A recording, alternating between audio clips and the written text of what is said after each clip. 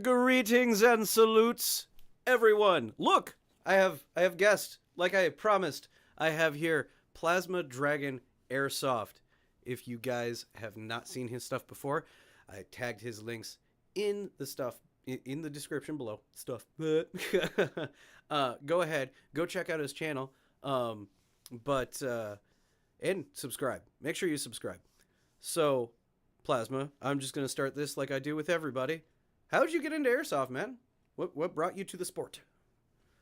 So I have been, first of all, I've been interested in airsoft for probably close to a decade now. I was really young when I was first introduced to it from YouTube, actually, Desert Fox Airsoft. I saw his channel and then I was like, hey, this looks awesome. I was really into, Call of Duty back then. I was like 12 years old. I think every 12-year-old was at one point. And it just looked like real life Call of Duty.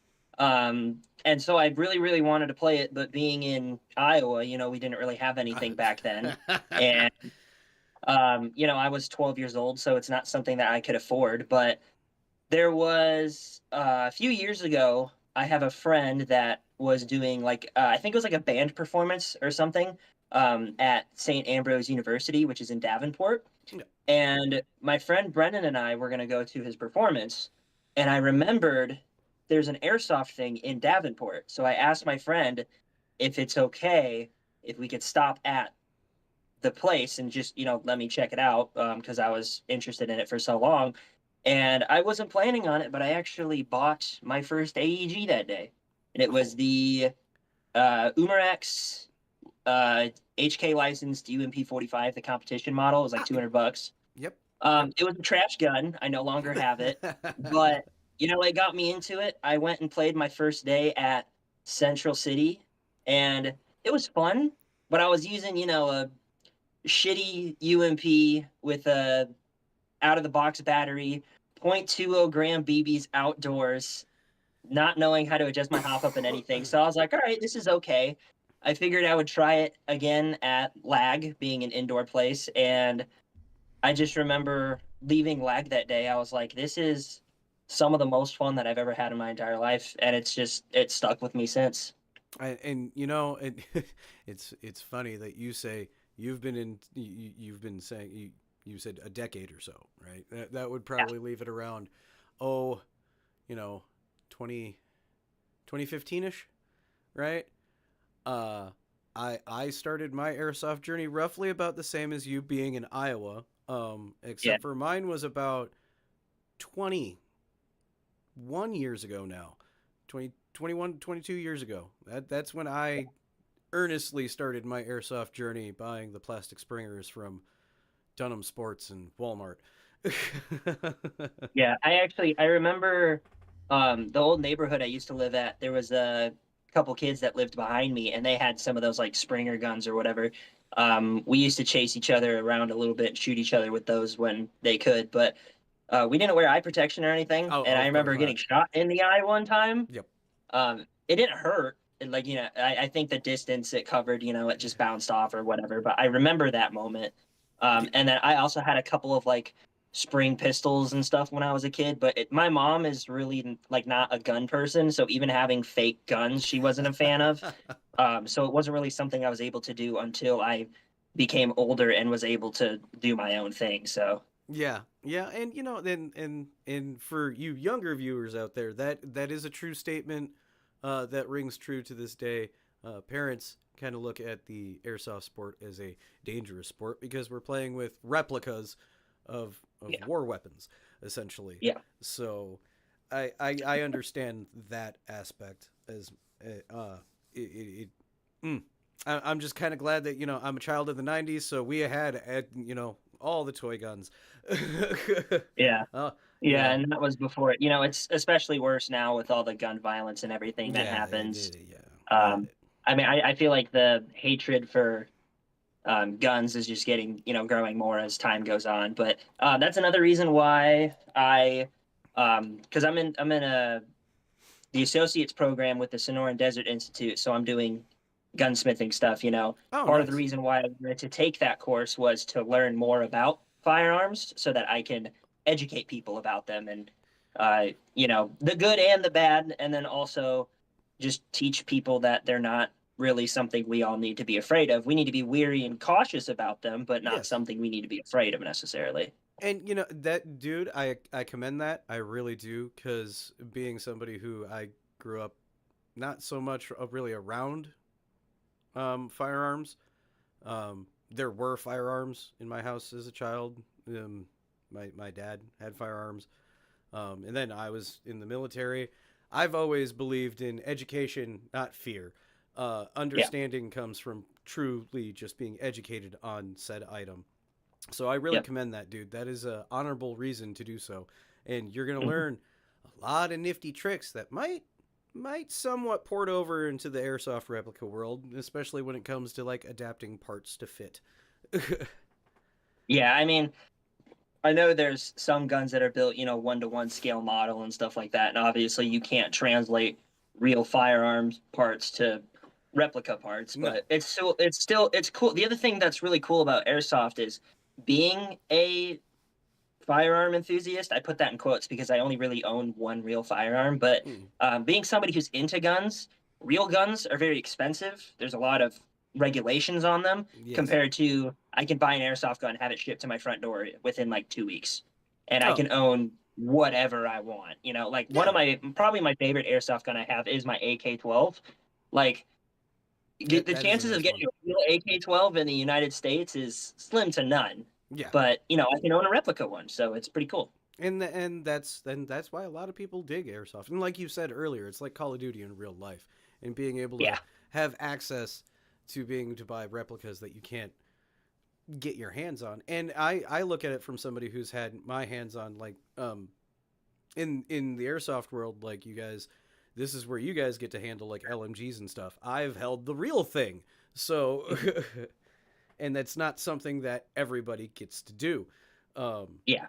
so yeah, and you say, a firearms enthusiast, I think everybody who plays airsoft in a way is, and just because of, it is a gun culture essentially.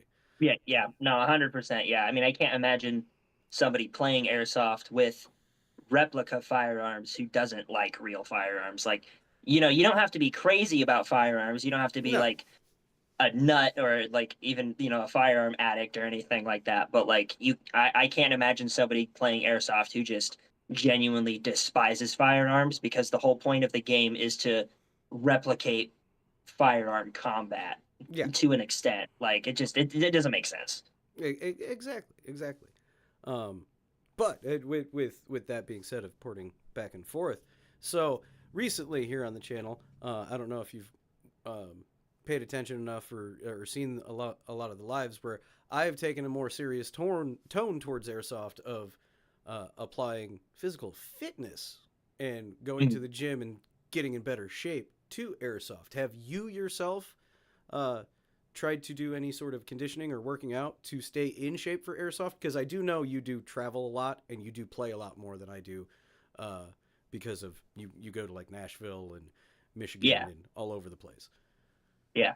Um, I've definitely tried in the past. I've kind of recently come to the understanding, like the acceptance that I generally don't really enjoy working out. Like I have a gym membership. I've gone before. I go for a bit and I go pretty good, you know, pretty like consistently, and then I just burn out and then just stop. Like I don't know if it's because of specifically the exercises that I'm doing or my expectations not being met or you know anything like that. But Yeah, I just generally, I mean, I do enjoy the cardio that's associated with airsoft.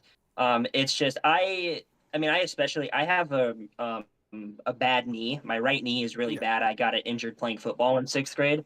Um, and I mean, I ran track in seventh and eighth grade. So back then I was more active, but since, you know, I've been working full time and uh, years ago I held down a pretty serious, I say serious in quotes, but like I was, you know, normal adult, like a general manager. yeah. Um, doing, normal adult stuff like that. And I just didn't really have time or care for it. But then when I started playing airsoft, I thought, it might be a good idea to get that cardio back up. Yeah. And I've tried a few times and it never stuck. I didn't really enjoy it too much. And everybody's different. I understand. and Yeah. don't Yeah. don't get it twisted.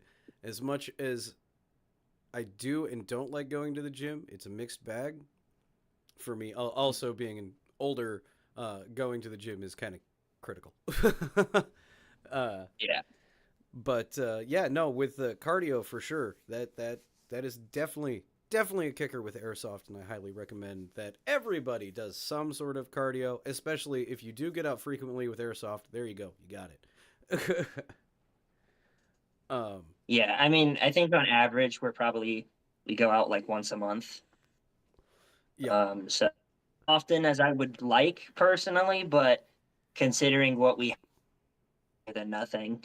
yeah, and and for those of you who don't know or haven't caught on, me and Plasma, we are in the same state.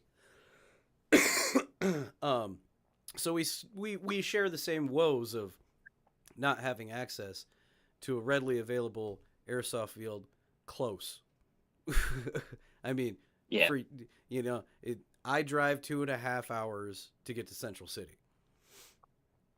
Um, or It's 2.5 hours for you. yeah, it's 2.5 hours one way. It's only 30 minutes from where I'm at, so it's a Yeah, pretty easy drive, but yeah, but still, and you were saying earlier about lag. Also, for those who don't know what lag was like the only indoor field that Iowa had. yeah. And it sadly closed. What was it? Last year? Year before? 2 years ago? I believe it was 23, I think is when they closed. Yeah. Which I think it was February 20, uh, playing in 2022. So yeah, it would have been 2023. yeah, which is a sad and unfortunate day, and I know they keep on working at finding a new location and setting back up somewhere else. Mhm. And I wish them the best in luck in doing so. I do keep tabs through Facebook with them to see if they ever set up because Yeah. I was trying to make a trip down there before they closed because that place was 4 hours away from me. So, but Yeah, for me, lag was only about an hour 20. mm, And then the other B field we have is up in Milwaukee, which is about a little over that too. So yeah, yeah. But you mentioned before we went live you had a funny story that you wanted to tell uh, everybody. So I'll leave the floor yeah. to you. So if Paul was watching, I already told him, but so before we went live, you were five build that you have going on. You were talking about how you're in it, putting a bunch of new stuff in it. Yeah, Um, my MP5. Yeah. I a few years ago I KWRF Mod 3, Mm-hmm. um, 9 millimeter PCC straight mag. The Mod 1 has a curved mag like the MP5. The Mod 2 has like a diagonal shaped mag. Um, and then the Mod mag, but almost just a few months feed issues. It just was not feeding properly. And it was like that for a long time. Um, Most notably with my videos from Motor City when we went to Detroit, you could Mm-hmm. see it was skipping every other shot or so, like several shots it would skip. And Paul, he looked it over, got it working. They installed a new MOSFET in it, and I don't have it on me right now because it's packed up. But when we went to first time since he worked on it, and my auto fire positions auto. So I was like, that's not good. I don't want to full auto somebody on accident. I took the gearbox out, fixed it, put it, and then the gun just stopped working. Oh. Well, when we got home, I plugged a bat to test it. The MOSFET exploded. Whoa. I was sitting here at my desk. I plugged in the battery. Nothing happened. So I was like, okay, maybe the battery's dead or whatever. I tried it again. There was a pop sound, and then a bunch of smoke started coming out of the pistol grip. It took it apart, opened it. The one of the wires is just melted and blown up, like it's shriveled, and then it's just it's dead. Died. So I don't know what it is with that gun. Since I've had it, it's pretty much just been a mess, and I'm starting to think that it's cursed or something. So I was hoping to use that at Sheboygan because I wanted to use full auto, and now it's dead. And it's a KWA? Yeah. Wow.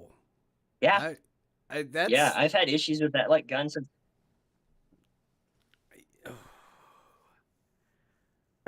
Paul said I told you to leave it alone. Yeah. Well, now it's dead. Cutter, I'm no tech, but that sounds bad. Oh wait, yeah, and Cutter, funny joke, Cutter.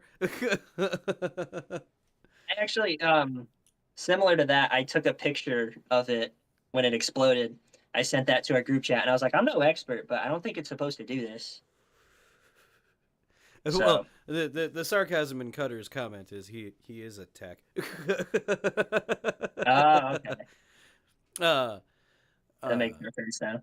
Yeah. Well, essentially for like the airsoft teams and circles that I'm in, with Team Shadow Airsoft and Squirrel Team 6, Cutter, who's on both teams, he's essentially like our tech guru guy. Like he's the dude that gives all the advice and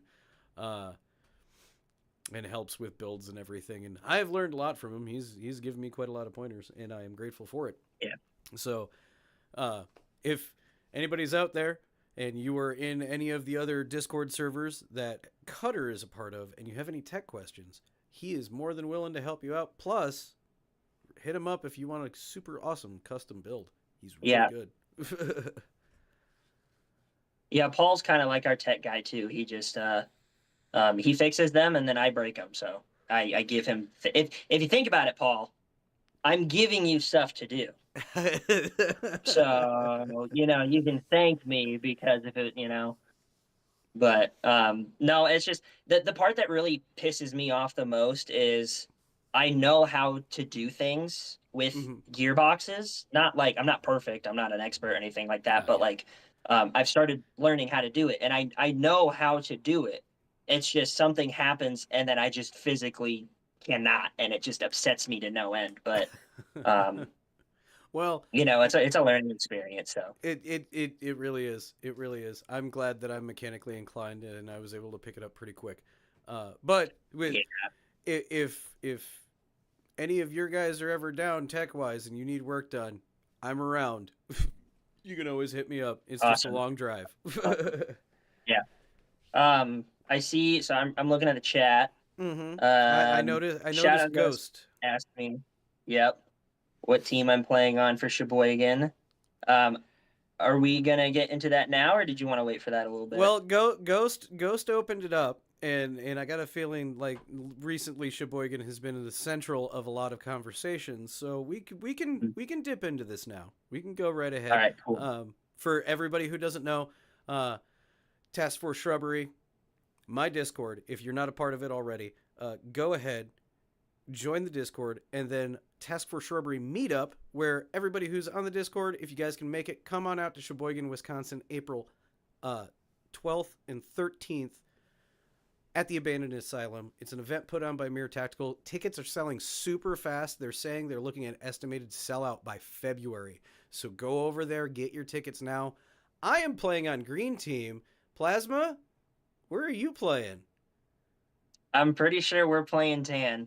Oh, so yet again the rival begins.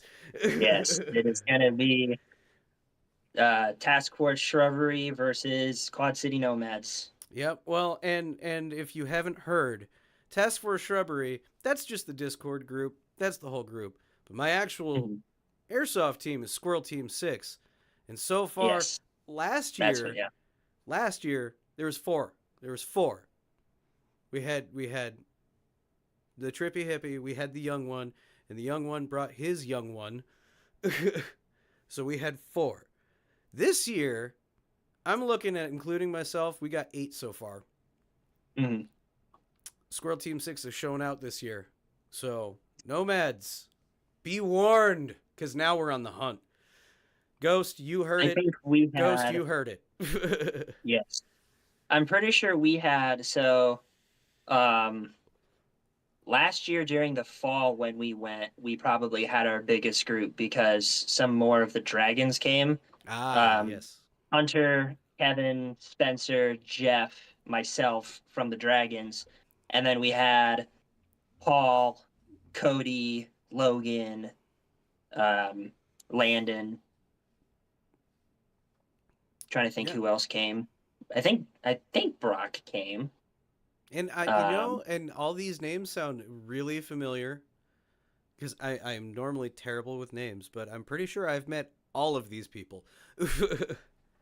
I'm sure you've met most of them. I mean, especially Paul Yeah. Odin. He's our Yeah. he's really big with uh, different communities and stuff. And I mean, he has friends in a lot of high places. So when we went to Nashville, we got to hang out with Slaughter Gang. They're like a Yeah. big local speedsoft team there. We went to Detroit. We met with Massacre. There's some more speedsoft guys.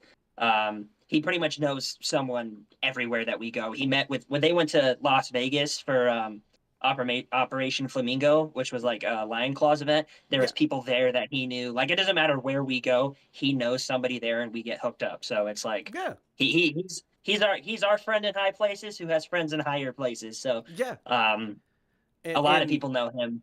I do have Crazy Jason who's in the chat right now. He actually Mhm. talks with Slaughter Gang and the Slaughter guys and Odin a lot through Instagram. So when Yeah, I met Odin, he already knew some of the people I knew. yep, yeah. um, So he gets in with a lot of people, and I think it's really cool. Let's see. Some of the other guys, they kind of just stick to their own.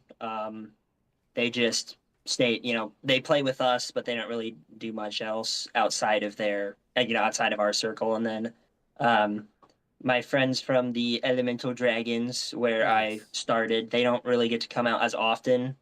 But when they do, it's a fun time. So, Oh yeah, and what was it? The first time I met up with you, out at Central City. That's who you were running with at the time. That was before you actually joined up with the Nomads. Was when you were still running with the Elemental Dragons. yeah, that was more before the Nomads was really a thing. Mm-hmm. The whole idea from the Nomads, to my understanding, is that Lag was our home field, and we now no longer have a home field, so we are like just traveling. The Yeah. Nomad name, which they started. I don't know exactly when they started it, but I wasn't really part of the team for a little bit. But the whole idea with it is that like you gotta come to these events, you gotta travel with us, you gotta hang out with us, like Mm-hmm. you gotta earn the name essentially, because there's people with like mere tactical that know the nomads. When we went to um where was it? I think it was the second time we went to Sheboygan, maybe. Like they know us, they know Paul, they know the team. Like we hold a standard now, Yep. so we have to act the part. Yep. And part of that is the attitude and the mentality, and like going out and actually playing. So like you can't really be part of the nomads if you don't travel with the nomads. Yep. Not everybody can, so it's not really like a huge deal, but it's a big thing for us when we travel. So we wear the patch with pride. Yeah. Oh, dude, and as you should. All. Yeah. Ooh, excuse me. All airsoft teams and groups that pretty much have their own team setting, I feel should do that and elevate your standard because Mhm. I hold Squirrel Team 6 up to a high standard, um, especially when we go out because it's all about respecting the game and respecting everybody else and helping Yeah. because that's the only way to grow the community and especially help new players come in a lot faster. And like Yeah. they'll come in Absolutely. with their rental gear and they'll see a whole team and be like, "That's cool. I want to do Yeah. that." Yeah, no, yeah, and I remember being that kid too, you know. I was when I first started playing, I saw everybody with their gear and their cool guns hanging out with their friends. And that was a big reason why I wanted to get into airsoft is because I wanted to meet new people. Hmm. My friend group from high school, we all kind of, you know, got a little bit distant after high school, Oh as yeah. you do. People are Yeah. they were off in college, I was working, you know. So I was like, maybe it's time for me to go meet new people, go, you know, make some new friends and stuff. And that's everything that I wanted to accomplish from playing airsoft, I accomplished and exceeded. Like when I first met Kevin and the Dragons at Lag, I was like, all right, these, you know, couple guys, these are my boys. I'm gonna go hang out with them. It's gonna be a fun time. After the place shut down, Paul actually reached out to me directly before I had even really talked to him, and he was like, "Hey, you know, we really want to keep this game going. Like they've only been playing for a few months at that point. I had been playing for about a year, and they were like, "We really want to keep this thing going, so let's start traveling. Let's go see some places." Hmm. So this whole entire thing was Paul. It was all his idea, as far as I know. So, um, but yeah, I just you know then I met everyone else that you know he plays with, Cody and Logan and everybody, and I got acquainted with Matt and Landon and the younger people that we play with, and it's just been a great time. So, Yeah, just the last few years playing airsoft has elevated my life in ways that I had no idea was possible. dude. I can totally concur with that.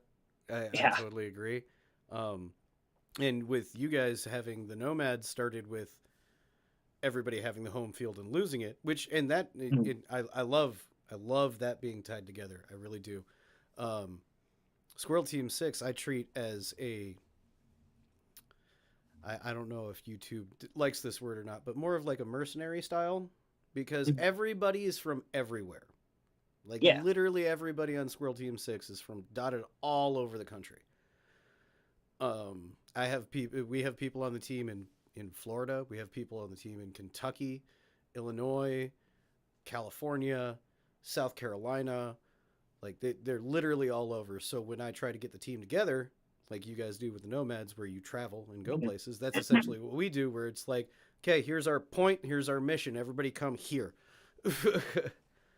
Yeah, and I mean with everybody everywhere, that gets expensive fast too. Yeah, Um, you know, like which. our trips can be expensive, but Uh like, oh. you know, I have to drive an hour, not even an hour and a half to go to Paul's. So, we're a little bit more local. Yeah. Most people from both sides, the Dragons and the Nomads, they're all conjugated within the Quad City area, some in Illinois, some in Iowa. Hmm. Um, Hunter and I are kind of the two outliers because we're out in Cedar Rapids, but you know, it's not even an hour and a half drive to get there, so it's not terrible.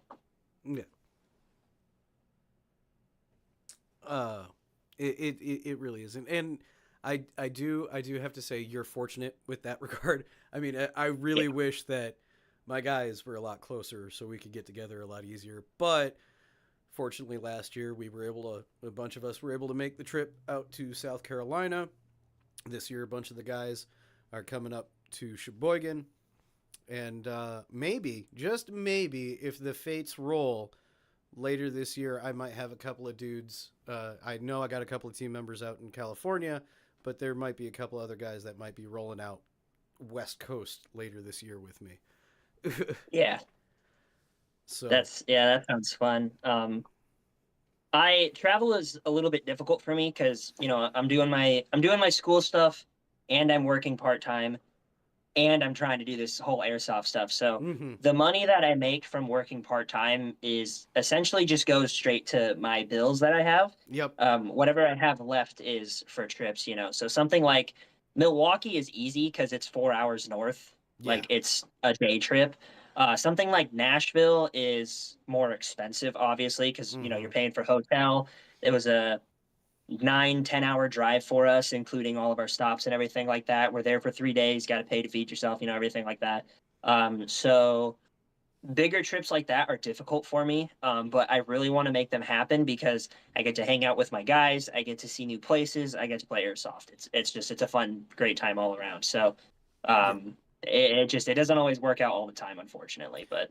Well, I tell you what, I don't know, and I've kind of, because my travel plans are booked. I usually do 2 big trips a year. Plus, I try to make Central Yeah. City as much as possible. But I've already started trying to pre-plan 2026. Oh, have you? Yep. Because since I make such large trips, I try to make them as big in advance as possible, and also working with team members from either Squirrel Team 6 or Team Shadow Airsoft to see who else might also want to do these events. So 2026 right now is still kind of up in the air, but it's looking like there's a possibility of us hitting Bellahack, Oh, and yeah. Is that also in Virginia. Chesapeake? Yeah, it's Chesapeake, Virginia. Yeah. Okay. And then the other one I was thinking of is either going to be Florida or there is Reindeer Games down in Texas. Hmm. And Reindeer Games I want to hit because it's on a military base in Texas that I used to be on. Oh, really? Yeah, what was So you get home formerly field advantage. Fort Hood, which is now Fort Cavanos, Cavanos, something like that. Yeah. But that's where Reindeer Games is at, and I've actually seen videos of Reindeer Games, and I'm like, oh, I've seen that shoot house. Oh, I know where they're at. Oh, I know exactly what side. Yeah. It's actually interesting you bring up reindeer games because on my video I uploaded on Sunday about the Autobot, somebody commented on that video and said that they had it and used it at reindeer games last month. So Yeah, yeah, and you saying that reminded me of that. yeah, and the only downside is, this is the only downside. Reindeer Games is in December, and knowing that Colleen area, it can get cold. Like, they've gotten snow before. I've lived through ice Yeah. storms down there. It would be a challenging chance at, like, we're tossing the dice. But essentially 2026, I'm trying to hit like a big time mil sim.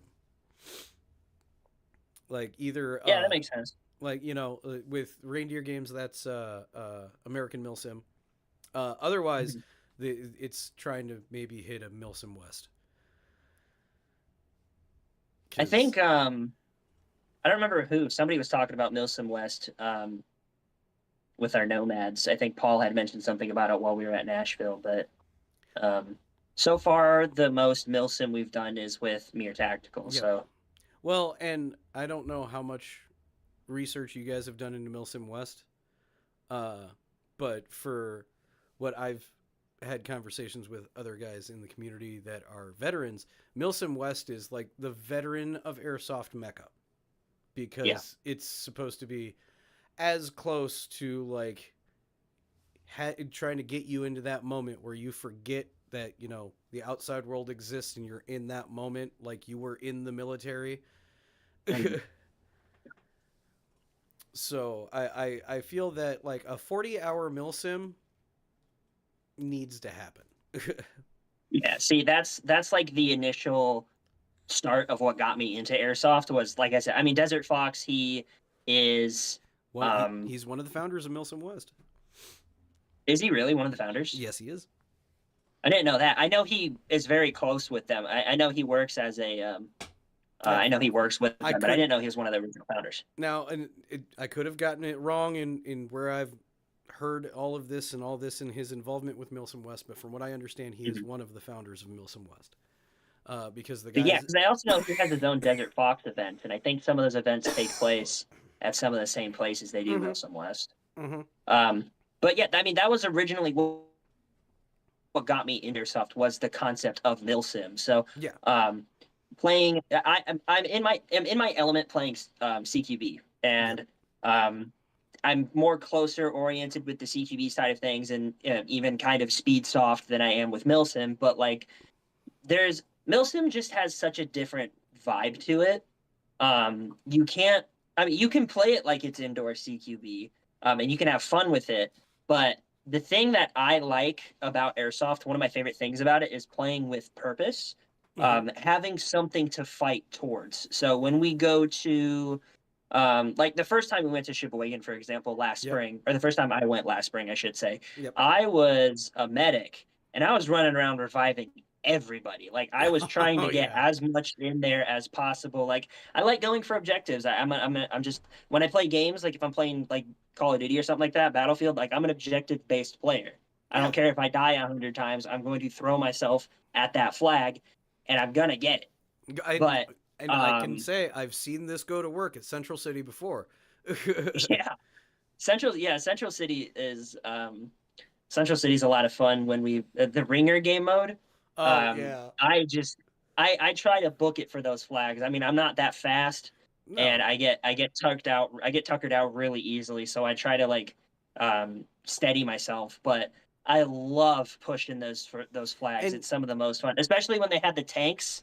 oh yeah. When they Yeah. had the Oh yeah. tanks there When last they had time, the tanks were awesome. that was so fun. Yeah, it's Yeah. just that's the first milsim that I went to was Operation Blackjack in Sherwood, Yeah. with Paul, and um, that was the moment. You know, that was my opportunity. That's when I started going that objective play. You know, we got those boxes, the flags, everything like that. I think Paul mentioned I've been to, I want to say like 5 or 6 milsims. Hmm. Every milsim that they've been to with me, our team has ended up winning. Hmm. I have not lost a milsim yet. Hmm. So Hmm. I don't know if that's connected or not, but and I guess Red Dawn technically is a milsim, but you Yeah. also It. technically can't win it. But I mean, I think my 25 kill streak in the castle counts as a dub for me. So Oh. I'm gonna take my Well. wins. Yeah. I would too. But Yeah, I'm gonna take them as they come. well, and you saying that you haven't lost a milsim yet at Mere Tactical. Well, we're gonna change that this year. Yeah, you're gonna be the first ones. We I can say, and Ghost was the one who first asked the question, and he's one of my he's essentially my XO, one of my team leads. And Mm-hmm. when I told him I want to go for the win this year because we lost last spring, because Green Team Mm-hmm. lost, I was like, this year I want to go for a win because I've lost every Milsim event that I've been to with Mir. I went to Burlington, that Yeah. was my first one. Green Team lost there, and then I went to Sheboygan, we lost there. I don't want to Mm-hmm. lose this year. I don't normally go to airsoft with that competitive vibe Yeah. of like I need to win and blah blah. No, this year I want to win. So I've put Squirrel Team 6 on track that we're gonna smoke fools. Well, I look forward to the competition because honestly, the last few Muslims I've been to, I felt like they've been kind of a cakewalk. And I don't want to rag on Mir for this, Oh no. but I have noticed the the ones that I've been to, a lot of them have been very one sided. There I have been um times where like the team that I'm on, whether it's green or tan, we have more than doubled the player count of the other team, and it's gotten to the point where we've started bringing changes of outfits so that if we need to balance teams, we can switch teams. And we tell the refs and the staff like, hey, if things become unbalanced, we can switch teams and go play with these guys. Like it doesn't matter if we're playing with each other, against each other, yeah. if we're playing on one team or the other team. Like we just want to go play airsoft. We just want to go shoot Yeah. people. Doesn't matter if it's our own people or people we've never met before. So we want to, help balance the experience, but every time they're like, oh, we're going to balance teams, we're going to do this, we're going to do that, just nothing happened. um, and I remember specifically when we went to Sheboygan back in the fall, um, majority of tan team, I believe on Sunday, was not playing. And it And got to the point, that was yeah, what it happened got to the last point where spring they with were Green Team. airdropping tan into the asylum, like directly into the asylum, and we just wipe them out within a matter of minutes. Hmm. That's actually what happened last spring. Yeah, On yeah, Sunday, except the like, opposite. Green yeah, stopped playing. Yeah. yeah, half a Green Team took off, like literally cut us in half. And if I remember correctly, Green Team in total on Sunday for the entire team, the whole of Green Team after half of them left, we had 4 medics for everybody. Yeah, they nerfed That medics hard. that sucked so hard. Hmm. Like I couldn't like Saturday. Saturday was great. The first day of last spring, it was awesome. Just and I can totally Yeah. agree with you on this balancing issue. Um, it was great because everybody was there. Everybody was playing. Everybody was having a good time. People were taking their breaks, of course, and going and eating and doing whatever. Mhm. But it was well balanced. It was 150 on 150. Everybody was there having a great time. But the second Yeah. that Sunday hit and it pitched super hard, it made, Mhm. I know for a fact because it happened in Burlington too.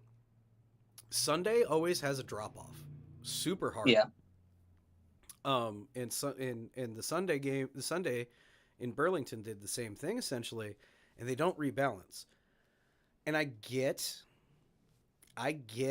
because everybody comes set to play on said team, but giving the option, especially if you're willing and you said you told the refs, if you're willing and Yeah. able to help balance it, balancing teams, even a large scale milsim, um, makes it more fun for everybody because that aspect of the people who are there that do care about winning and losing, the second you hear half your team left, you already know you're done. Yeah.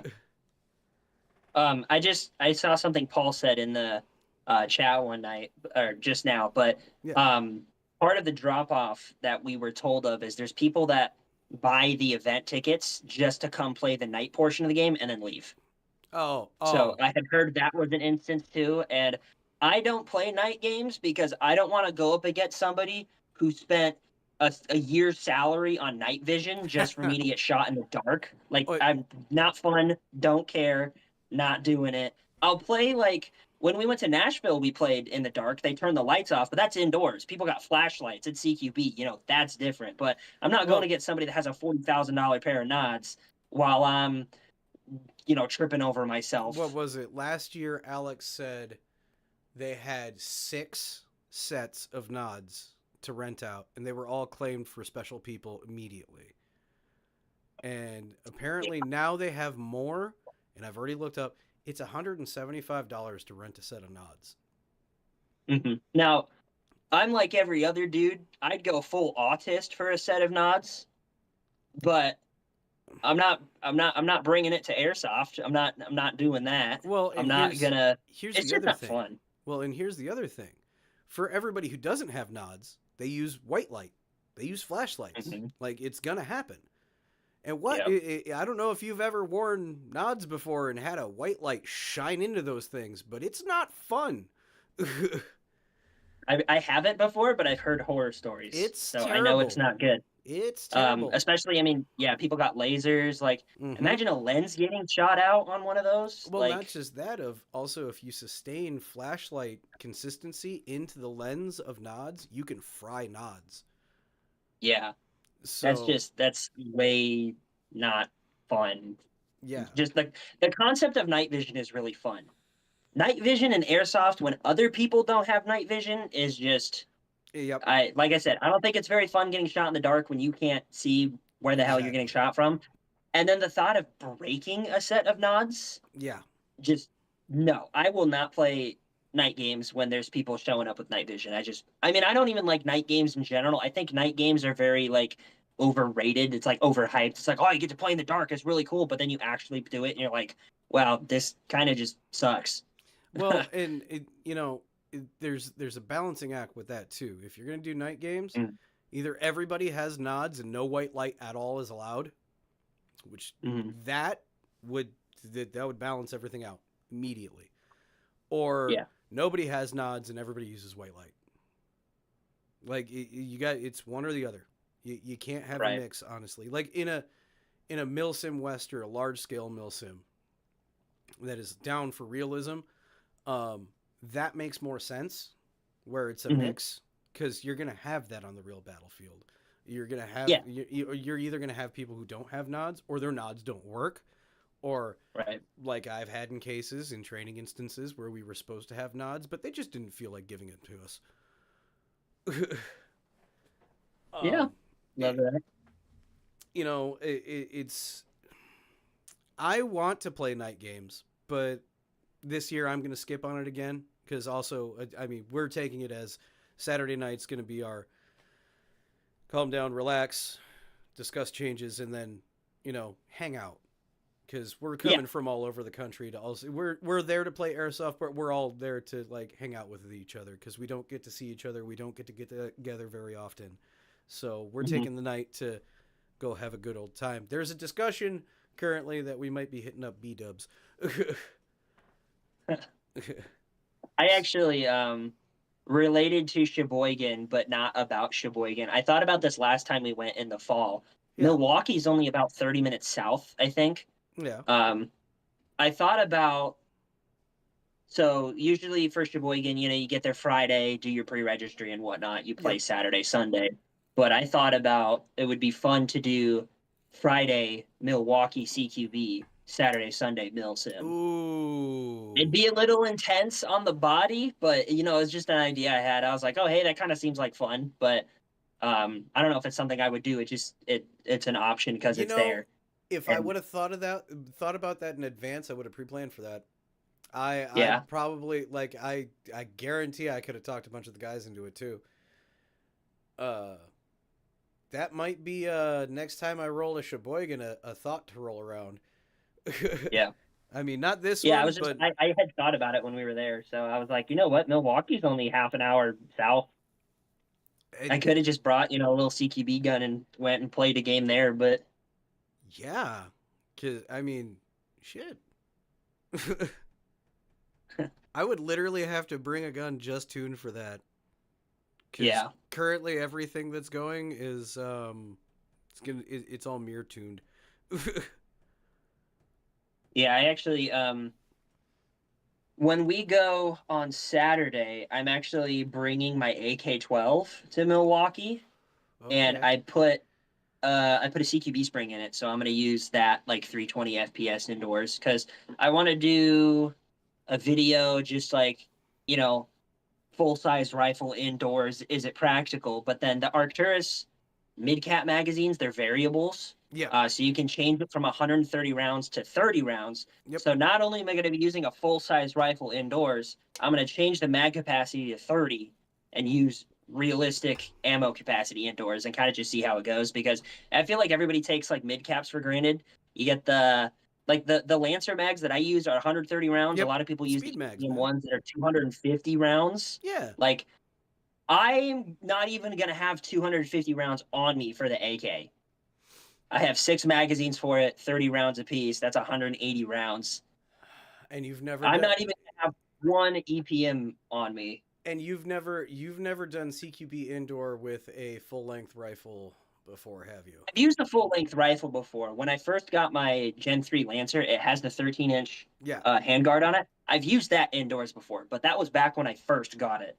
Okay. Recently, though, I have my little shorty barrel for the my 6-inch for the Gen 3, so I haven't used a full size rifle indoor for a while, and I've never used real capacity magazines. Just in Okay. general in airsoft, I've never used real capacity magazines, so Um I thought it would be a fun challenge for a video. if you want after this before that goes down or after it goes down, you want tips and tricks on how to make that work a little easier, I can help you. Yeah, well, I think the most difficult part about it is going to be the AK is heavy.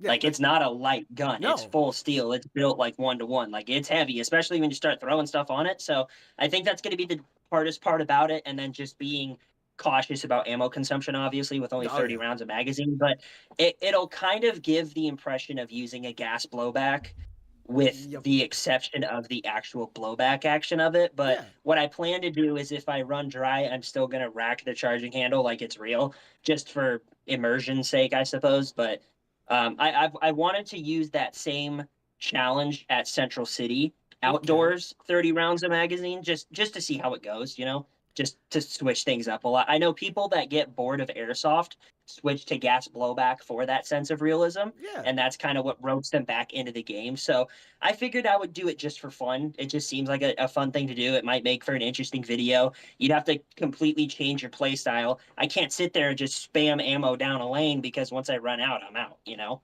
Yeah. And here, here's some further tips for the realistic aspect of it. So, if you're going to lock yourself to 30 rounds per magazine and all that stuff, combat load carry. So, 7 magazines. And if you carry your sidearm, you have 1 in and 2 extra. That's it. I only have 6 mags for the AK. Okay. But I also had another funny idea for the sidearm. I saw my friend Hunter was in the comments earlier. I don't know if he's still watching, Yep. but he said to remind me that I still have his springers because when we went to Stables last year, I borrowed his Springer. He has a rifle and a pistol, and I wanted to try to get some gameplay with it, and I ended up getting a couple good kills with his rifle. But I have his pistol still, and I wanted to Whoa. use his pistol Whoa. as my sidearm. I was going to say, careful with that on the live, bud. Oh yeah, I forgot they're picky about the live stream. But Yeah. no, I still have his Springer pistol. That's what I just showed. It's not real, but I was gonna carry that as my sidearm. So using a full-sized steel rifle with real capacity ammo and a spring pistol as my sidearm. I mean, ooh, that's a challenge and a half right there. And Ultimate handicap.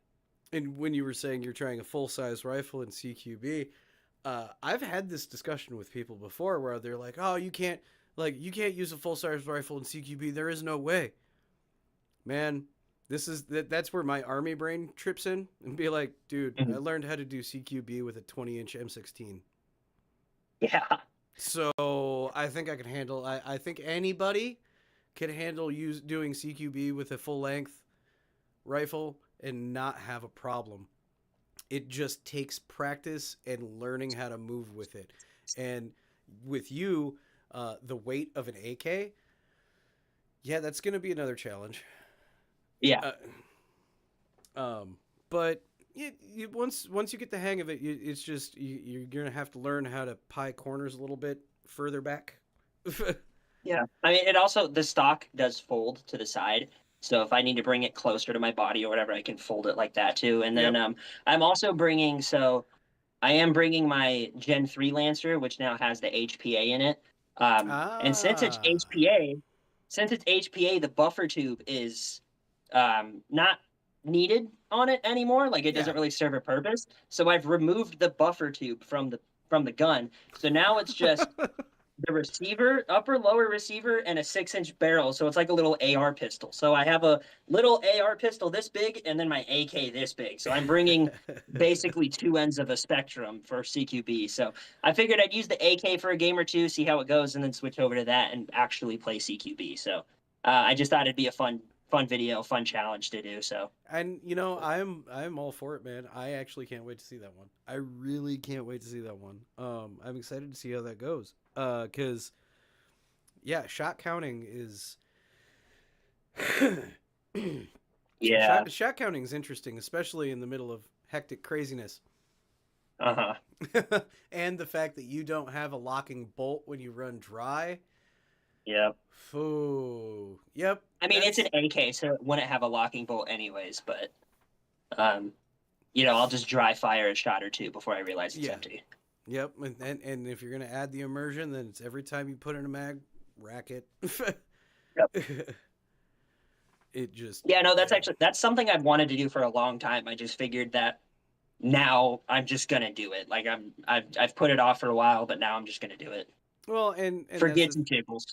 and that's the funny thing is like it. I even I can legitimately say when I first started going to Central City and stuff, uh, when I would reload my M4, I would flip it and tap the bolt release.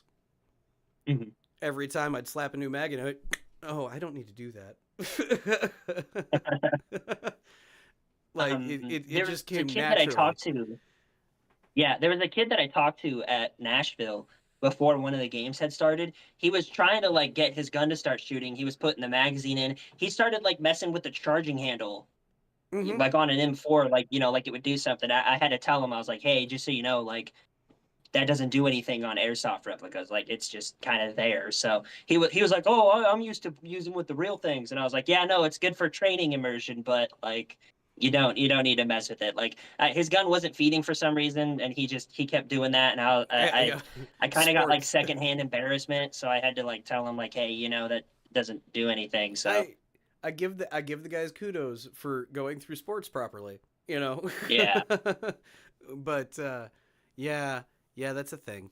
It's it, yeah, it's funny watching people come over from real training into airsoft going through those motions and they don't realize they need to. Like I said, I went through them too. Like it just you're just so used to the real thing. And then you go come yeah, into this and it's like, no, I don't need to do like half of what I used to. yeah, for real. So It's fun to do though. yeah, totally. And like Cutter just said, it's muscle memory. It's Yeah.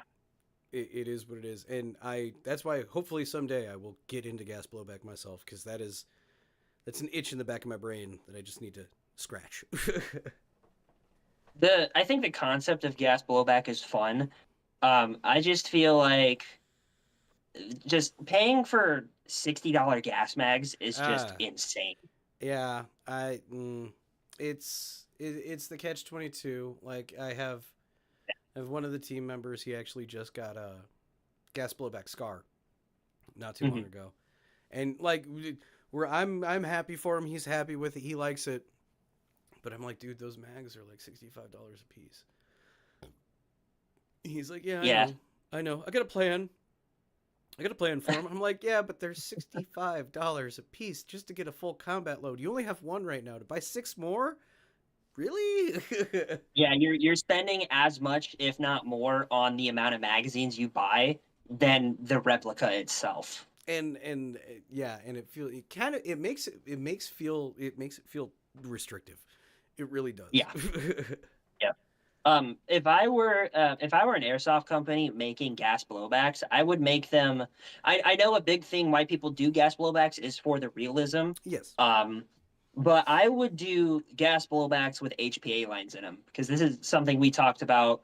I think Paul and I talked about it on our way back from Nashville, maybe. But I don't remember what company had done it. It might have been Arcturus or Lancer or something like that. But they were showing off like it was like an AK that was gas blowback, but it was gas blowback fed through an HPA line. And Okay. you still could use regular mid cap magazines with it. The magazines were not the power source of it. So if I were to use gas blowback, that would be the option that I would want personally, just because it's less restrictive. You can have the option to still use realistic ammo capacity if you want, because like my AK mags, like I said, they're the variable mid caps, but Yeah. um, it just seems more what's the word, sufficient, Yeah. more efficient, Yeah. more supportable, you know what I mean? It just seems like a better alternative to me, but I know some people don't like HPA because of the line. Yeah. They even have some like with the stocks that have like the CO2 in the stock or something like that. um, I don't know if that's something I'd want to use personally. I feel like switching out those CO2s, which is suck, but Yeah, well, like the what is it? The new KLI SR4, which it is gas blowback and it's magazine gas fed, but it takes mhm, two CO2 cartridges. yeah. Now, I have heard I haven't had my hands on one of these, but I've heard you can reload that mag twice or you can reload that mag once. You load it the first time, then you get another reload, and then you have to change out those cartridges. Mhm. So for a combat load, you're looking at 7 magazines. That's 14 CO2 cartridges. That's 60 per magazine. Yeah. And then you got to change out the CO2 cartridges. That just sounds tedious. Yeah. It Especially with how finicky CO2 can be. Yeah. No, yeah. thank you. And yes, CO2 is great to run in winter for colder temperatures, but it still has a cooldown period. And if you spam the trigger too much, it's going to freeze. Yeah. Yeah, no, the concept of gas blowback is really fun. Um, Especially, wanting to get into the immersive side of it. Like, using I used Paul's high kappa when we went to Michigan and Nashville, and the blowback of the slide is really fun. It's responsive. It looks cool. Hmm. But the thought of having to spend all that money on the magazines, and then you're restricting yourself to a lower capacity without an option for a higher capacity. Yep. I know they do have the drum mags. The thing with the drum mags is they're tactical maracas. Like, Yep. everybody's gonna know where you're at because you're running with them and it's shaking everywhere. The reservoir inside of it, and just the overall limitations of it just doesn't really seem like super fun to me. No. It just seems more limiting, and it like removes the whole element of airsoft like as the game. Yeah, and but I mean, I can agree, but counterpoint to that is also with the issues that you have from like gas mags or like feeding issues or uh, the gas not properly functioning, anything like that, because the weather's too hot or too cold, and everybody always complains about this issue, that issue, and performance. I'm like, you wanted realism, there you go. Yeah. Like literally, you're Um, gonna run into all of those issues with the real thing in this type of scenario. Like it's gonna happen. yeah. For some people, that's more fun. I totally get it. I guess my big thing is like there's the reason why I haven't bought gas blowback is because of those reasons. Yeah. But if I were to get a gas blowback, whether I buy one myself or I bought use somebody else's, and there's a few gas blowback rifles that I've looked at that I'm like, oh wow, I really want that. That looks really cool. Um, I feel like I would have to wait until I actually tried it to formulate an opinion on it.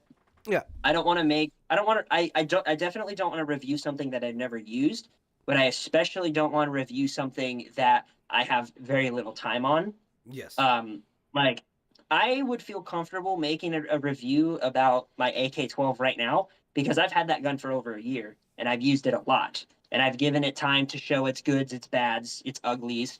And that's something that I would want to do as well, as I want to make sure I have enough time on it to know what I'm talking about with it. So Yeah. if I did get gas blowback, then maybe my opinion would change on it. But those are the reasons just why I haven't yet. I mean, I still enjoy AEGs. I just recently got HPA, so I'm working my way up the ladder Yeah. slowly, one step at a time. So maybe someday all I'll have is gas blowbacks. Who knows? Yeah. I'm in. I know people that have climbed the ladder and completely converted and then jumped back. So it's a balancing act and dance, I guess.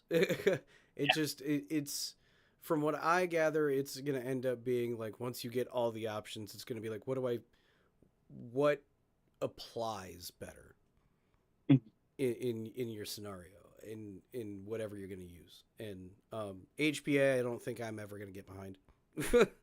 I I have a working thought that my only logical reason to go HPA is for an LMG.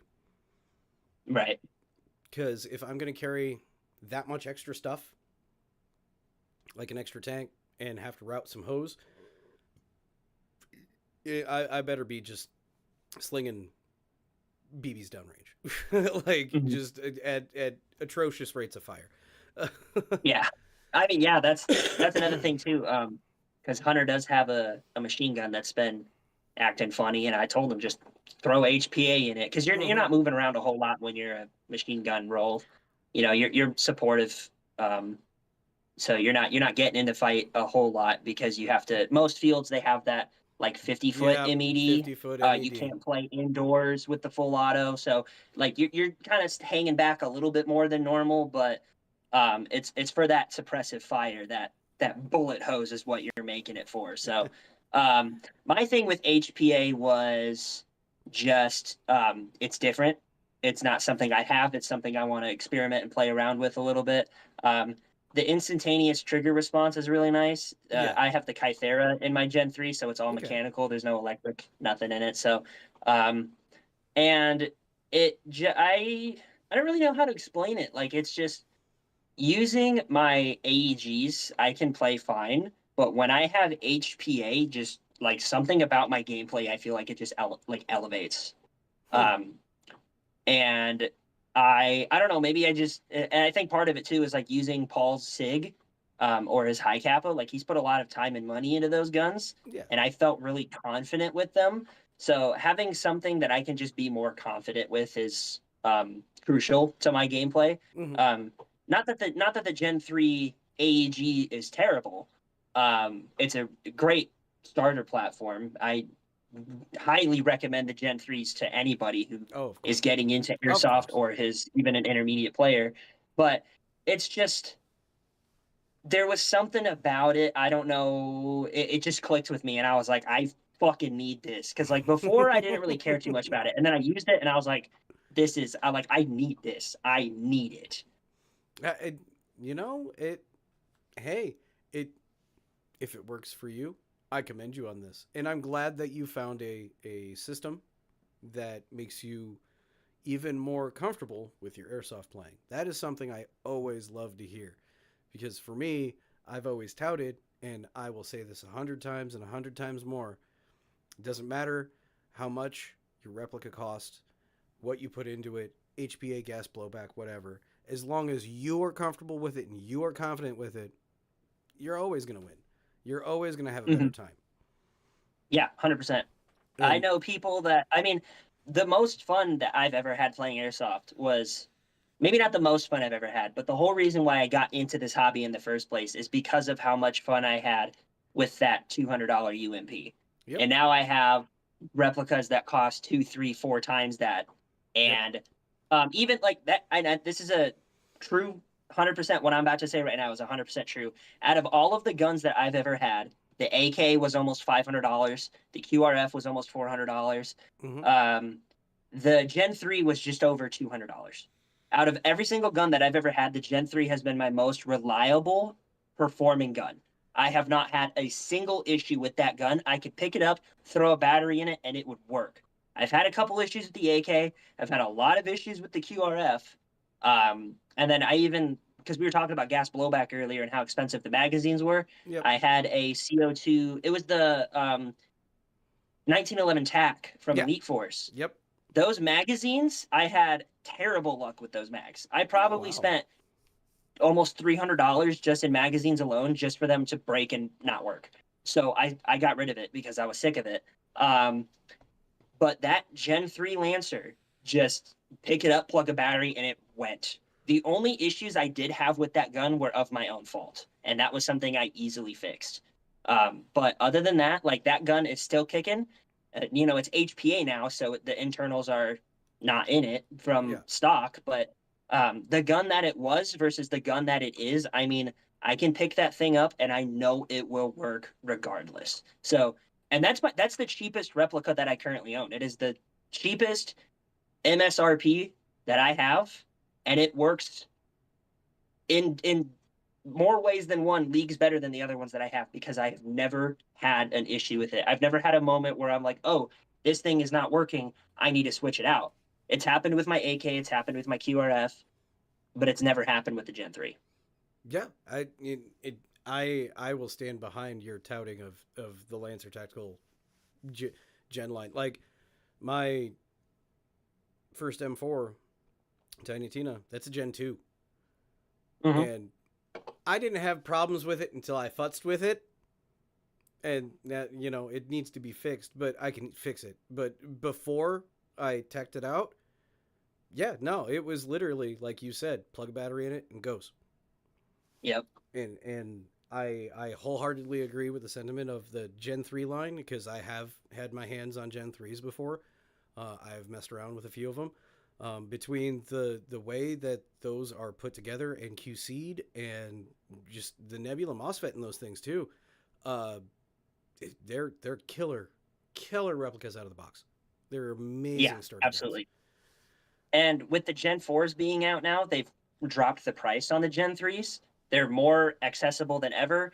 You could get them in like any shape, size that you want Hmm. If you want M-Lock, if you want quad rail, I'm pretty Yep. sure they have them in key mod still. You can get long boys for outdoors, short boys for indoors. Like you can get whatever flavor of Gen 3 you want. You can pick it up, plug a battery in it, and it'll work. Yeah. It works. And I know Lancer had a big thing with quality control when they first started. Yeah. We don't talk about Gen I'm 1s sure they're anymore. much better. They're much better now, but um, I mean, every single person that's ever been like, "Oh, I'm kind of interested in airsoft," or they're looking at guns. They're, "What do you recommend?" My first go-to is Gen 3 Lancer, Yeah. and I go with the Gen 3 offers so much performance and competition in such a like small package, being like the price specifically, like just over that $200 price point for the Gen 3 M4s. Like you get the MOSFET, you get the program, you can use 11 ones out of the box. Yep. You get the programmability and everything like that. Like it just works. It's flawless. Yeah. And you were saying that they had, yeah, the Gen 1s, we don't talk about those anymore. Yeah, Because that's where what they ones. that's where Lancer got their bad rep. But they heard people, they changed things. The Gen 2s were a massive step up. Their Pro line was another step, and then their Gen 3s dropped, and boom. And now I can say, if you, to caveat on yours, Gen 3 is the good budget starter. There's good price lines for those because they are polymer builds and everything. They're good Yeah. quality for the price that you pay. But if you have Yep. a little bit more in your budget, now step it up to the Gen 4s. Because I haven't had my hands on one Really, yet, but I do yes. know other people and the So reviews that have been out, and I've heard from other firsthand, those Gen 4s are spicy. yeah, so I when I did my 500 subscriber giveaway, which I was at like 700 something by the time I did it. It was a little bit late, but I did get a Gen 4 Hmm. from that mystery box. And Paul, I drew Paul's name. He won it. So he used it in Nashville for the first time, and he was like, "Wow, this thing is surprisingly good. Like it is a good AEG, like out of the box. I mean, it's a little bit more expensive. It's full Yeah. metal. It's brand new. They got the Nebula 2 MOSFETs in them now, and Yep.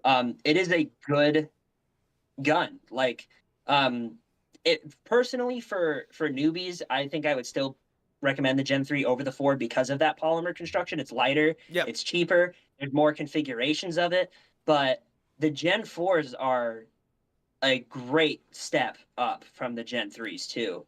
Yep. And there's even some stuff that the Gen 4s offer that are great compared to the Gen 3s. And I really, really, really want to try the Gen 4 outdoors. I want to see how it performs outdoors because I've only used it indoors so far, but I want to see how it performs outdoors And because I haven't tried to yet. yeah, and if you didn't know, if you're in the market yourself for getting a Gen 4, there are two MOSFET options. You can pay a little Yeah, bit more and get the Gate Aster 2. yeah. Uh, There's the Nebula 2 model and then the Gate Aster model, which yep. I got the Nebula 2 model. Kind of would have been cooler if I got the Gate model, but the Nebula 2 is cool too, so Well, I'm not complaining. and in the feature difference between the Gate Aster 2 and the Nebula 2, um, yeah, that Gate Aster has a little bit more because Bluetooth and you can do the app and all that stuff. But Yeah, the Nebula 2, from what I've heard and seen, is not that far behind because you can still adjust trigger sensitivity, you can adjust your precocking, you can, do all the fine tunings that you need. yeah. So, yeah, it is that step up above the beginner set from like a Gen 3 as well because it way more complicated things if you dive into that side. But yeah, Hmm. it's so far Lancer over the years has done nothing but impress, and I am a huge supporter, and I will tout their replicas and their gear all day long. Yeah, absolutely, So, 100%. wow, it is. We've been going for already an hour already. It is now 9:15. I don't want to keep you wrapped up too much longer. I am so glad that you were able to make time and hop on Talking Tactical and have this nice, long, lovely discussion about the airsoft goodness. Um, It's been great. yeah, and I think out of all the times that we've actually gotten together and played airsoft, I don't think we've actually like really sat down and just like shot the shit. No, yeah, this is the first time we've really sat face to face and just talked. So, Yeah. that was really nice too. So, Yeah, so come Sheboygan time, I'm gonna have to just lay this on the table. If there's a way that we could like, if we do like the Saturday night B Dubs trip or something, maybe we can get the Nomads together and Squirrel Team Six, and we'll all just like invade B Dubs and just sit down and yeah, have dinner together and just hang out and have a good old time. But with that also being said, bolster your fucking pants for Sheboygan because we're bringing our A game, buddy. The feud begins now. hey, like I said, the last few Milsims I've been have been a cakewalk. So I'm excited for some competition. I'm excited for it. Well, I'm just gonna put this out there, man. Squirrel Team Six is comprised of a bunch of veterans, and we're taking this super militaristically seriously. So we're Hmm. bringing our A game. That's what we're Well, doing. as the saying goes, your Uber instincts are no match for my Uber autism. So good so, luck. so guys, over the next few weeks and months, you may see a short here or two that's poking jabs over towards the Nomads and Plasma's direction. Just keep in mind, this is all in fun. We tried starting this up last year as well, but this year I Yep. think we're gonna try to. I might hit you up a little bit more so we can integrate more videos and stuff and collab on this a little bit better. But yeah, Yep. Um, there's gonna be a friendly rivalry going on up until Sheboygan. I'm seeing Paul's comment just a bit ago. He said we just heard we may be going green. So Oh, who well, knows? Maybe we'll have to pick somebody else to bully. well, if you guys go green, well then yeah, then tan team's just boned.